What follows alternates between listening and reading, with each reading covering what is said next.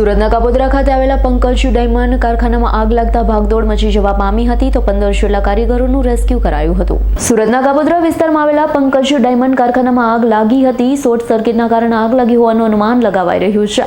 તો આગની ઘટનાની જાણ થતાં ફાયર વિભાગ ઘટના સ્થળે પહોંચી ગયું હતું। ફાયર દ્વારા પાણીનો મારો ચલાવી આગ પર કાબુ મેળવાયો।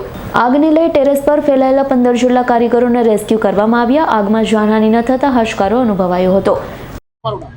આશીષ ધાનાણી। આશીષભાઈ, કઈ જગ્યાની આગ હતી અને કેટલું નુકસાન થયું? કાપોદ્રા રીજા જેમ્સમાં। નુકસાનમાં તો અત્યારે કાંઈ એવું કંઈ ખાસ નથી કે ખાલી પેનલમાં શું છે, એક સાઈડની ઇલેક્ટ્રિકની પેનલ હોય ને, શોર્ટ સર્કિટની હિસાબે પેનલ બળી ગઈ છે। ઇલેક્ટ્રિકની પેનલ આવે ને ફાયર અધિકારી દ્વારા કહેવામાં આવે છે કે 50 થી 60 જણાને રેસ્ક્યુ કરવામાં આવ્યા છે। નહીં, રેસ્ક્યુમાં એકચ્યુઅલી શું છે, એ 10-15 જણા શું છે, અમારે શું છે ઉપર રેન્ટ ઉપર આપેલું છે ને, ભાડે હતા, એ નીચે શું છે એની મેળે ઉતરી ગયા હતા। એવી રીતના આગ લાગવાનું કારણ શું? Short circuit.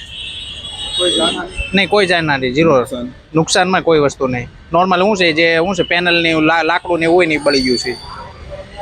Bureau report S9 news Surat.